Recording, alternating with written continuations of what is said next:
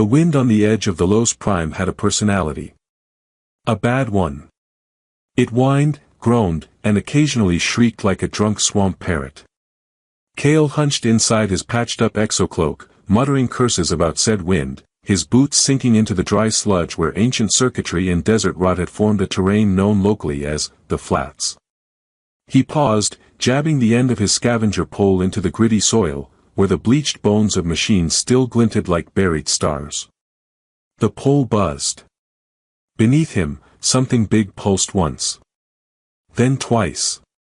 Then flatlined.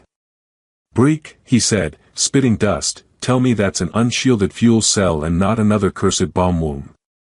A cracked, circular drone floated down from above, its rusted panels shivering in the heatwaves. Its speech emitter coughed before producing a voice like a bored bureaucrat on their third coffee. Analysis, definitely not a bomb womb. Probably. Probability of explosion, 42%. "Would you like to proceed anyway, you reckless moron?" Cale sighed. "That's the closest thing to optimism I've heard all week." He jammed the pole again. The earth twitched. This part of the Flats was supposed to be dead, stripped a century ago by scavers, relic hunters, and the ever-hungry teeth of time. But Cale had a gift, he could smell leftover trouble. And possibly expired protein bars. His gut had been wrong before, like the time he mistook a cryo-bunker for a vending machine and got chased by a half-thawed assassin crab. Still, this felt different. He moved toward a half-buried ridge and stopped short. Something, or someone, was lying face down in the dust. At first he thought it was just another fallen merc. The armored figure wasn't moving. Not twitching. Not breathing. Not glowing. All good signs for looting. Breek hovered closer. Initial scan, high-density plating, unknown alloy. Origin, undetermined. Status, possibly dead. Possibly sleeping. Possibly pretending. "Same as half the people I owe credits to," Cale muttered. He circled the figure cautiously. The armor was beautiful in a terrifying, ancient way, sleek, black as comet rock, etched with swirling sigils that looked almost liquid, glowing faintly with a light that seemed to shift colors if you looked at it too long. "Fancy," he whispered, crouching. "Please don't be cursed. Or haunted. Or armed." He reached out, just to check the helmet seal. The figure moved. Her gauntlet shot up and clamped around his wrist with mechanical precision. Cale yelped, flailed, and fell backward into the dust, dragging her arm halfway with him.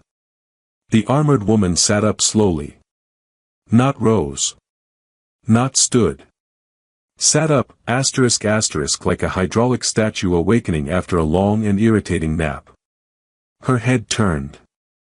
The helmet was cracked down one side, revealing part of her face, ashen skin dusted with bruises, a faint glow under her cheekbone, and an eye the color of ion storms. Most notably, just behind the jagged edge of her visor, a long ear, tapered, elegant, and unnervingly twitchy, poked through her matted hair. Cale blinked. "Ah. Hey." Her eye narrowed. "Name's Cale," he said, grinning in what he hoped was a charming, not terrified, way. "Scaver, part-time singer, full-time bad decision-maker. You good?" She said nothing. The air around her seemed to hum. Dust lifted gently off the ground. Tiny metallic particles in the wind began orbiting her armor, like flakes pulled into invisible gravity. And then, with a sound like the universe clearing its throat, a dozen temple guards burst from the ridge behind them. Cale scrambled to his feet. "Okay. That's not ideal." The guards wore white and gold exosuits marked with the sigil of the hollow crown, the only people in the city still taking fashion advice from cults. They formed a semicircle, plasma halberds raised. One of them shouted something in an ancient dialect Cale's translator tried, failed, and then panicked over. Translation: "You will release the Sacred One, Outlander scum. Also, repent." Kale raised both hands. Easy. I didn't touch her. I mean, okay, I did touch her, but it was a helpful kind of touch. Look, there was dust and possible unconsciousness involved.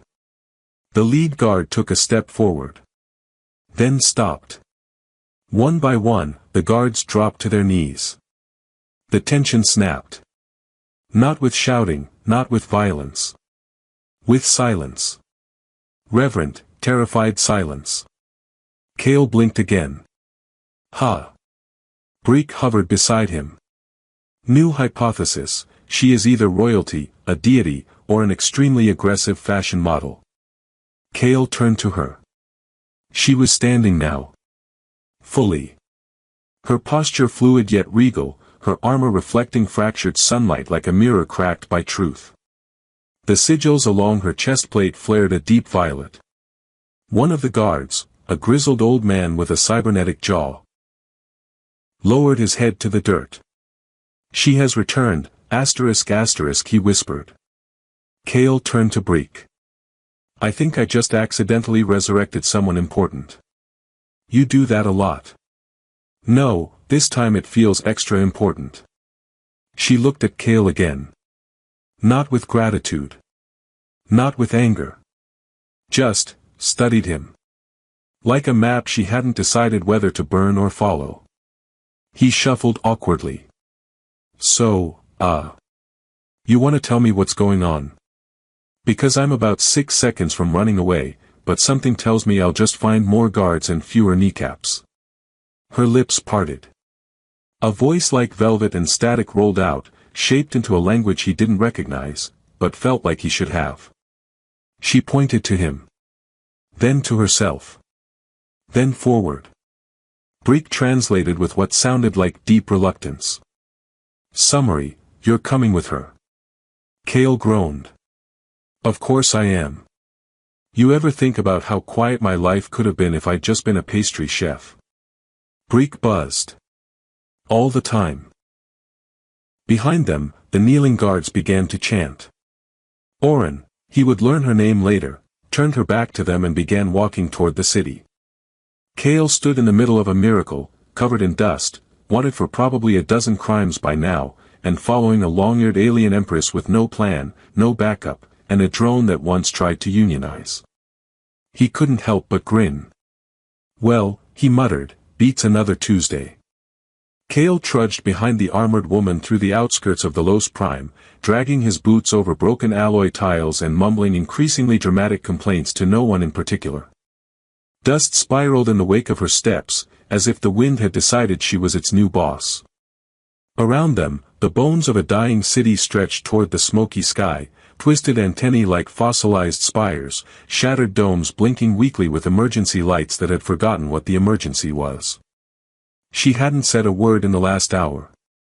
Not that Kale minded silence. He often had long, enriching conversations with Breek where he did all the talking and the drone pretended not to judge him. But this silence? It was the kind that made your thoughts feel loud. And Kale's thoughts weren't always trustworthy. One of them, for example, kept wondering whether following a half-armored, half-conscious alien royal through a war-torn zone was perhaps not the career pivot he needed right now. I'm just saying, Kale called ahead, a little clarity would help. Are we storming a palace? Meeting a prophecy? Looking for a snack? All of these require very different wardrobe choices. She didn't turn, but her head tilted ever so slightly, ear twitching in mild amusement, or possibly contempt. It was hard to tell with the long-eared types. Breek buzzed low above Kale's shoulder. Statistical analysis suggests she is either ignoring you or does not care. Margin of error, negligible. Thanks, Breek. Really feeling the team spirit today. They reached a half-collapsed transit station, where Kale paused to poke at a vending unit entombed in rubble. It wheezed and flashed symbols in 4 dead languages before sputtering out a cube of something vaguely edible. He sniffed it. Either that's protein, or soap. Oren turned then, slow and deliberate. Her exposed eye caught the cube, and for the first time, her lips twitched upward. Kale blinked. Was that a smile? She took the cube, studied it as if deciphering ancient code, then popped it between her teeth and chewed once. No reaction. No horror. No death. Kale was both impressed and concerned. The sound of distant engines interrupted the moment. From the rooftops to their left, a trio of drones zipped into view, scout class, with spindly arms and red scanner lights blinking in search mode. Kale yanked Breek behind a cracked pillar. "Scav control," he whispered. "Temple grade. They're sniffing for us." Orin didn't move.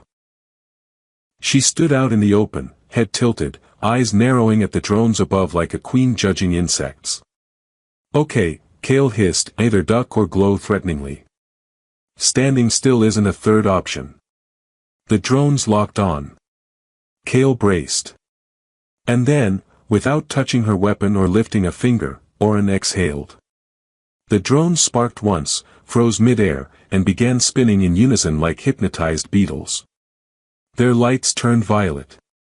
Then all three slowly drifted to the ground like feathers made of steel, landing gently around her boots.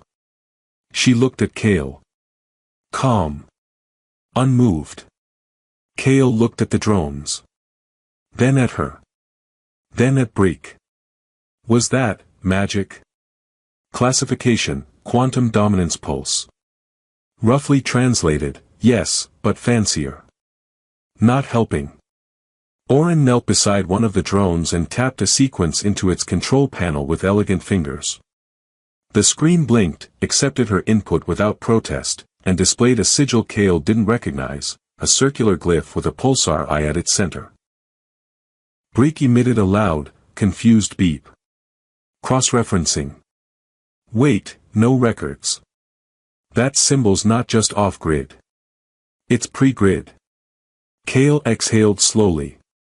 So either she's time travel royalty or someone who likes outdated logos. They moved on, deeper into the city's bowels. Around them, buildings grew taller, older, more defiant of gravity. Vines of carbon wire and moss-wrapped conduits hung from above like technological ivy. Holograms flickered from broken projectors, playing loops of a brighter past, smiling merchants, shining halls, clean air. They reached a structure that might once have been a cathedral, or maybe a power station. The line blurred often in the Los Prime. Inside, light filtered through cracked skylights and fell on a massive console shaped like a giant coiled serpent. Kale stared. That's not intimidating at all. Orin approached it without hesitation. Her armor glowed subtly as she drew near. When she placed a hand on the console, it responded like a dog recognizing its owner. Panels hissed open, light surged, and the coiled metal uncurled like it had just woken from a very long nap. "Please tell me she's not activating a doomsday device," Kale muttered. "Technically, you said, please. So that's progress." The console projected a map, an ancient layout of the city, overlaid with signals and glyphs Kale couldn't read. But he recognized the blinking beacon at its center, a pulse that radiated from deep beneath the surface, beneath the palace ruins, beneath the void nexus where sane men never tread. Orin turned to him, spoke a word in her own language, then repeated it slowly. It sounded like Kashai. Breek translated after a moment. Kashai, core. Also, heart, origin, memory root. Optional meanings include home, or, less romantically, the beginning of the end. Kale scratched his chin. That's comfortingly vague. She looked at him again, more directly now. As if evaluating something deeper than usefulness. He didn't know what she saw. But he didn't flinch this time.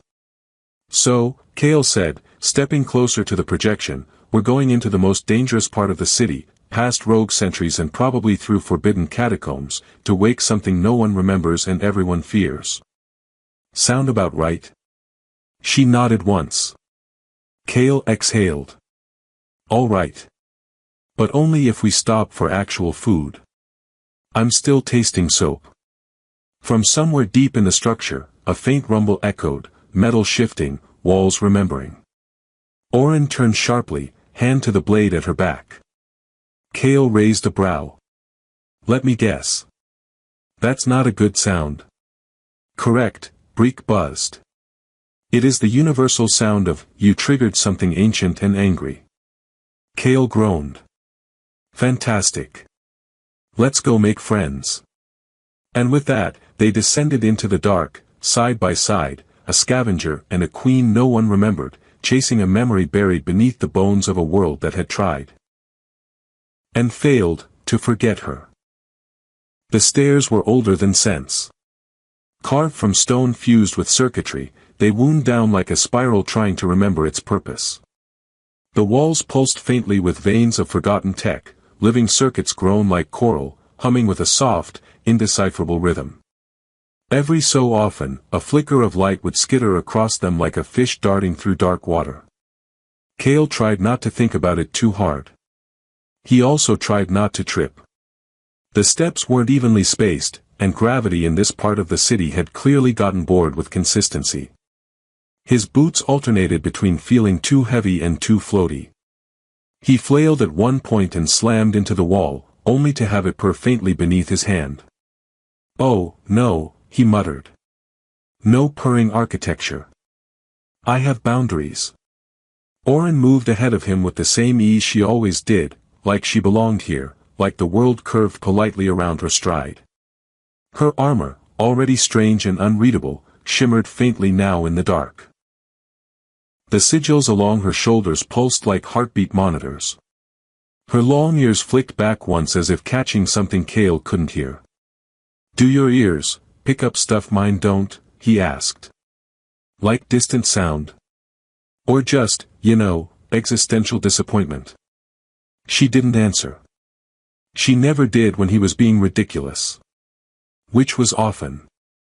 Breek trailed behind them, scanning constantly, his status lights flickering like a rave designed by a paranoid librarian.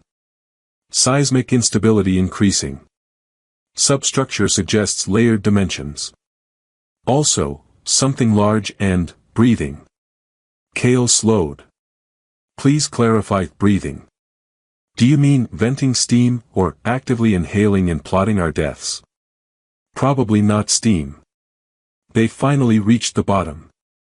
The staircase opened into a vast chamber, half temple, half reactor core, and entirely unsettling. Columns of suspended metal floated in precise, orbiting rings around a central pit. Blue mist curled from floor vents and vanished in midair. In the center, a sphere hovered, embedded with flickering symbols that rearranged themselves constantly, like a puzzle arguing with itself. Orin stepped forward. The sphere responded. The rings above her froze mid-orbit, the mist turned violet, and a deep tone rang through the space, so low it rumbled Kale's ribcage like an insult whispered by a planet. Yep, Kale said. Definitely a forbidden place. Full of ancient power. And possibly judgment. Orin placed her palm against the sphere. Instantly, her armor bloomed open at the back, panels unfolding like metallic petals to reveal a lattice of energy running down her spine. A gust of light surged from the sphere and wrapped around her like a cloak. Kale stumbled backward. She's glowing. Again. We need a rating system for this. Breek beeped frantically. This is not a simple interface. It's a core node. It's, wait. Her biosignature. It's syncing. She's not unlocking the system. She is the system. Kale's stomach did a slow, suspicious flip. The energy swirling around Orin began to shift colors, moving through hues Kale couldn't name and probably shouldn't look at directly. The chamber shook once. A second time. Then silence. She stepped back. The sphere dimmed. The hovering rings snapped into a new formation, forming a staircase leading up, toward a hidden passage none of them had seen before. Orin turned to Kale. Her expression, for once, was not unreadable. She looked tired. Kale approached cautiously. You okay? You look like you just downloaded a millennium of bad decisions. She blinked at him. Then said, in a low, gravel-edged voice, I remember now. Cale tried to look wise and supportive, but mostly nodded slowly while mouthing "oh" to Breek behind her. Good memory stuff or bad? He asked. She looked away. Both. Cale opened his mouth, then closed it. He wasn't sure what else to say. He wasn't trained for this. He was barely trained for breakfast. The stairs above them lit one by one. I recommend ascending now, ***, Breek said. Before this place remembers it was supposed to stay buried. They climbed. The upper chamber was impossible. A perfect dome stretched above them, filled with artificial sky, sunlight, clouds, even birds. Except the birds looped the same path every minute, like a lazy simulation. Beneath their feet was grass. Real grass. Cale dropped to his knees and touched it. Warm. Soft. Not made of plastic or fungus or hope. Okay, now I'm officially freaked out, he whispered. This is the cleanest thing I've seen in years. At the far end of the dome stood a figure. Tall. Clad in ceremonial robes threaded with circuitry. A helm obscured their face, but their stance radiated command. Orin didn't slow. She approached, straight-backed, silent. Cale followed, whispering, this is a boss-level cutscene and I do not have enough loot. The figure spoke. Its voice echoed from every direction. Male. But oddly glitchy. Like someone trying to remember how to speak after 1,000 years of silence. You, return. Orin stopped before him. Not to kneel. Not to beg. You are fractured. Incomplete. Not broken. There was a long pause. You remember what they did? Yes. Cale leaned toward Breek. Am I eavesdropping, or are we just included in this therapy session? The figure raised one hand. A light flared in the air between them, an image of Orin, younger, brighter, flanked by armored figures bearing the same sigils. A crown floated above her, made of shifting metal and starlight. Then the image shattered. The throne is dead. The bloodline erased. Cale winced. Okay, rude. Orin stepped closer. But not forgotten. Not by the core. Not by the city. Not by me. Another long silence. Then, without warning, the figure collapsed, its robes folding inward, helm rolling across the floor with a hollow clang. No body. No weight. Just dust. And a data crystal. Orin picked it up. Is that the memory file? Cale asked. Or some kind of galactic USB filled with royal mixtapes? She didn't answer. But Cale saw something flicker in her eyes. Hope. Just a spark. And maybe something darker. Something sharp-edged and quiet. As they turned to leave, the dome sky dimmed, the birds froze, and the simulation began to glitch, clouds pixelating, sunlight blinking like a broken lens. Breek's voice crackled. We need to go. The system is rebooting. And it doesn't like guests. Cale ran after Orin. You know, I used to have simple dreams. A house. A garden. Maybe a cat. Now I'm in a collapsing god chamber with a cosmic monarch and a drone with anxiety issues. You're welcome, ***, Breek deadpanned. They didn't look back. The past had been found. And it was waking up. Cale never trusted silence, especially not the kind that came after a building tried to kill him. They emerged from the collapsing dome into a narrow transit corridor lined with glass tubes and dormant gravrails, both still humming with ghost energy. Orin walked ahead, her movements slower now, as though the weight of memory had been added to the already heavy armor. The data crystal she'd claimed pulsed faintly in her hand, casting violet reflections across the floor like candlelight from a dying star. Kale, panting and covered in dome dust, wiped his face with his sleeve and looked around. Anyone else feel like we just passed some kind of emotional boss level? No. Just me. Correction, ***, Break replied, floating low and dim behind him. You were more like the support character. If you had been a decoy, your effectiveness would have ranked moderate. Don't make me unplug your sarcasm matrix again.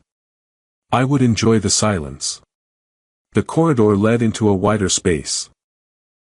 Some kind of forgotten transit hub, once grand and humming with life, now choked with vines of copper cabling and cracked screens frozen on welcome messages from 3 regimes ago. Advertisements flickered in broken loops. One particularly persistent screen was still trying to sell synthetic hydration tablets with the slogan, "Tastes like wet." Kale winced. That slogan's a crime.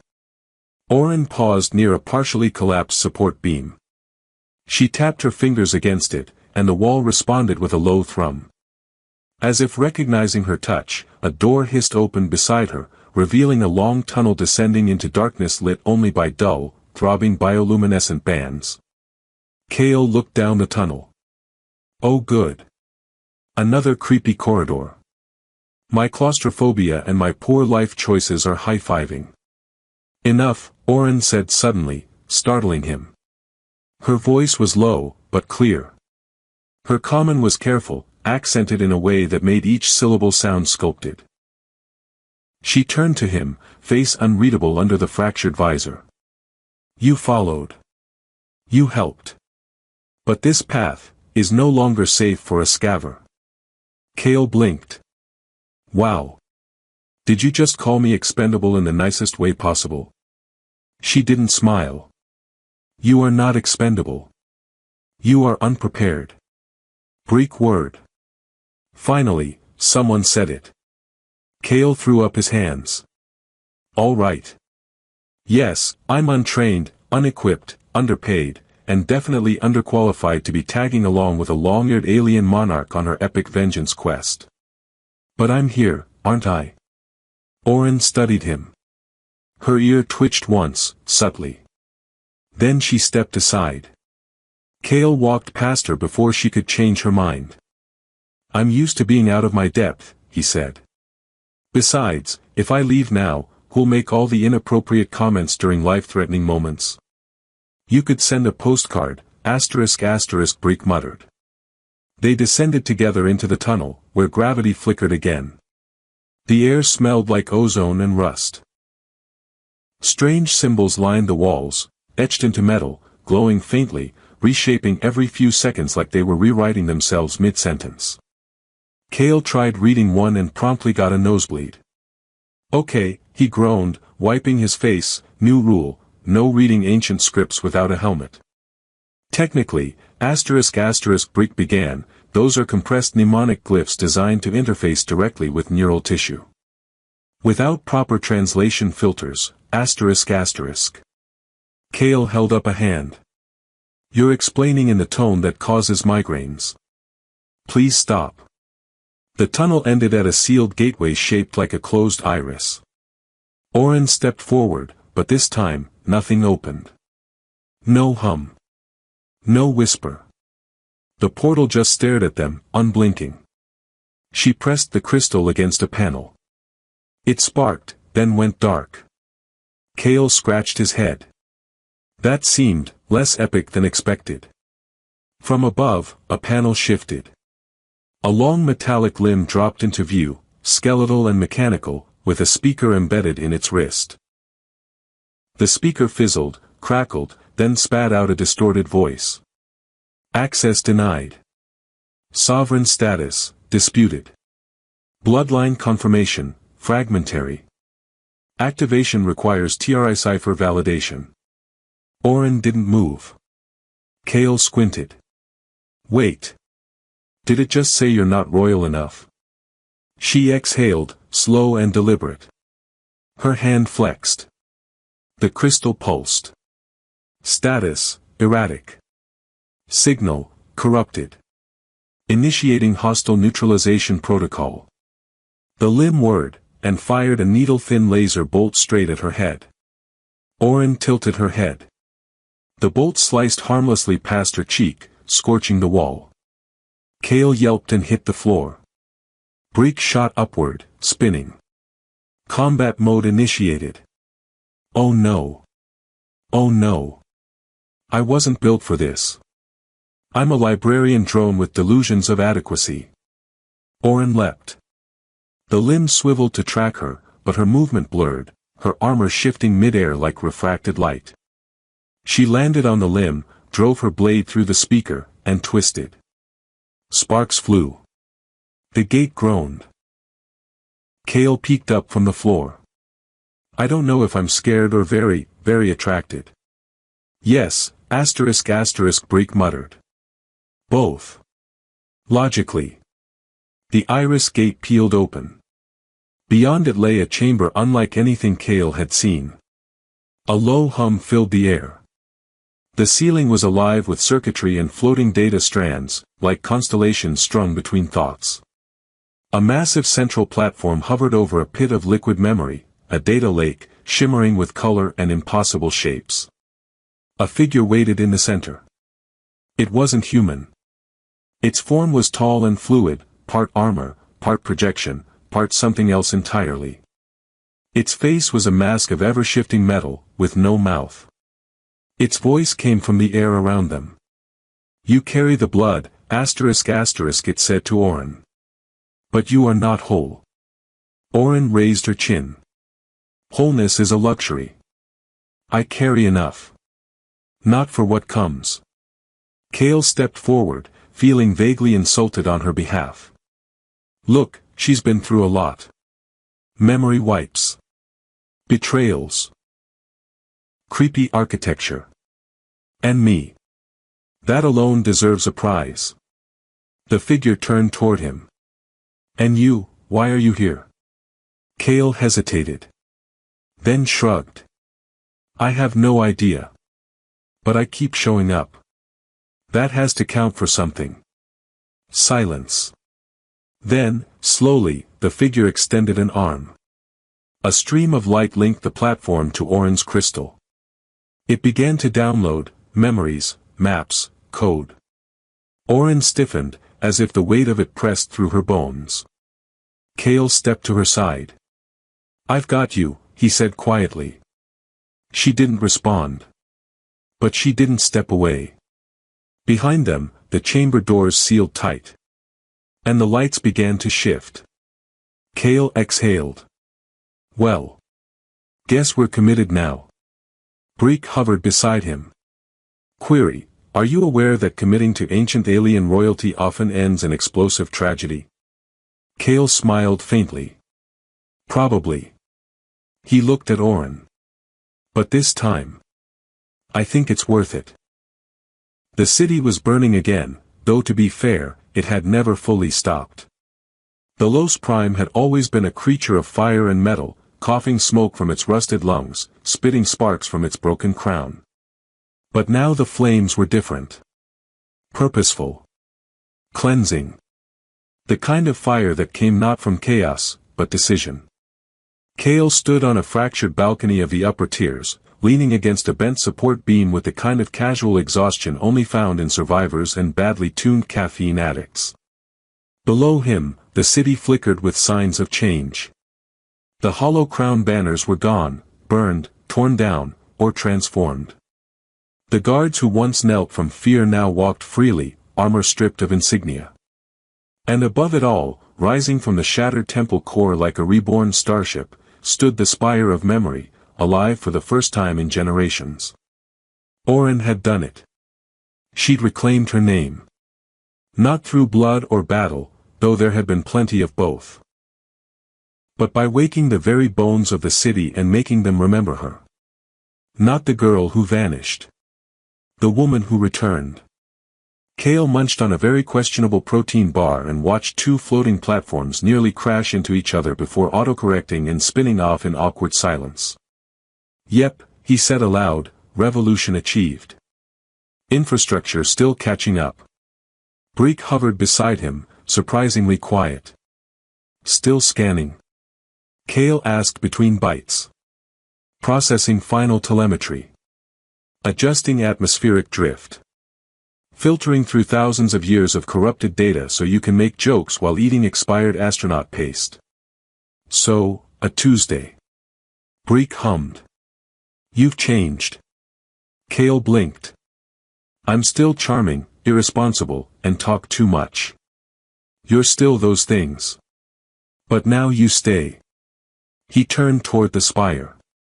She was in there somewhere, Orin. Or Imperatrix Orin Kai, as the city now officially called her. He'd seen the announcement broadcast from 12 surviving screens simultaneously, most of which immediately shorted out from pride overload. They hadn't spoken much since the final wave of resistance folded beneath the city's awakening. There hadn't been time. Orin was busy unifying fractured sects, disarming neural code minds, and politely threatening ambassadors with war unless they supported restoration efforts. But there was still a thread between them, thin, unspoken, but never broken. He didn't need to say goodbye. Which was lucky, because she appeared right beside him with no warning. Kale nearly dropped his bar. Stars. Do you practice that dramatic entrance stuff, or is it just instinctual? Orin raised an eyebrow. Her armor was cleaner now, still battered but newly etched with filigree. The sigils were quieter, content, maybe. Her visor was off, and her long ears twitched faintly in the sunlight. You're leaving, she said, not asking. Eventually. I mean, I've still got 7 people to disappoint and 3 debts to pretend I forgot about. A faint smile. Where will you go? He shrugged. Wherever doesn't collapse when I walk in. Maybe open a salvage shop. Something simple. Less Galactic Royal Uprising, more, do you want this toaster with a laser cannon? Orin stepped to the edge of the balcony. Wind tugged gently at the ends of her hair. You could stay. Kale blinked. What, exactly? She looked at him. And for the first time, didn't look through him. As Kale, she said simply. He rubbed the back of his neck. That's, oddly touching. Also vague. I don't know what tomorrow looks like, she admitted. But I know I'd rather not face it with strangers. He stared at her for a long moment. Then laughed. Wow. The woman who faced down cult warlords and cracked a planetary mainframe just asked me to stick around. I feel underqualified. You are, she said. But you adapt. Kale grinned. Flattery gets you everywhere. Breek buzzed. Can I request an update to my assignment parameters? This emotional growth arc is becoming distracting. Kale turned back to the city. You know when I found you, I thought you were just another piece of salvage. Another broken thing to dig up and sell. I was broken, she said. Yeah, he nodded, but not for sale. They stood together in silence for a moment, longer than before. No alarms. No crumbling domes. Just wind and distant laughter. Somewhere below, someone played music through jury-rigged speakers, the sound rising between buildings like an offering to whatever gods were still paying attention. Kale turned. You ever think about rebuilding the throne? Orin's eyes narrowed. It was never the throne that mattered. Only the people who forgot what it meant. He nodded. You're gonna be good at this. She tilted her head. Good is subjective. Necessary is better.